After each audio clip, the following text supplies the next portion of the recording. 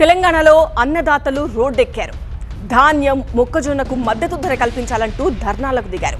మరోవైపు పాలకుర్తిలో రైతులను పరామర్శించారు మాజీ మంత్రి ఎర్రబెల్లి దయాకర్ రావు. మక్కలు, ధాన్యం కొనుగోలు కేంద్రాలు పెంచాలని డిమాండ్ చేశారు. ఖమ్మం జిల్లా తల్లాడలో రైతులు ఆందోళనకు దిగారు. ధాన్యం కొనుగోలు కేంద్రాలు ప్రారంభమై వారాలు గడిచినా ధాన్యాన్ని కొనడం లేదని ఆగ్రహం వ్యక్తం చేశారు.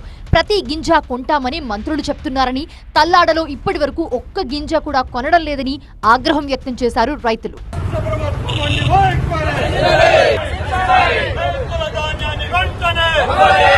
మరోవైపు మొక్కజొన్న రైతులు కూడా ఆందోళన బాటపట్టారు. మొక్కజొన్నకు సరిపడా కొనుగోలు కేంద్రాలు ఏర్పాటు చేయలేదని ఆరోపిస్తున్నారు.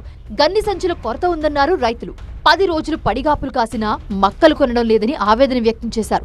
ఎకరాకు 40 క్వింటాళ్ల దిగుబడి ఉంటే 26 క్వింటాళ్లే కొంటామని అధికారులు చెప్తున్నారని వాపోయారు రైతులు. మార్క్ఫెడ్ క్వింటాల్కు 2400 రూపాయలు చెల్లిస్తూ ఉంటే దళారులు 1500కే కొనుగోలు చేస్తున్నారని ఆగ్రహం వ్యక్తం చేశారు.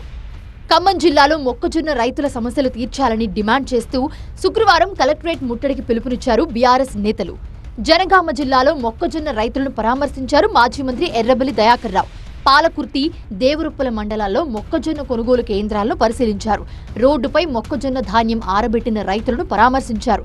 రైతుల సమస్యలను ప్రభుత్వం పట్టించుకోవడం లేదని మండిపడ్డారు ఎర్రబెల్లి దయాకర్ రావు. ఇప్పుడు పంటలు కొనుగోలు చేయకపోతే అకాల వర్షాలు పడితే అన్నదాత ఆగమవుతారన్నారు దయాకర్ రావు. ప్రభుత్వం ఇప్పటికైనా ధాన్యం, మొక్కజొన్న కొనాలని డిమాండ్ చేశారాయన.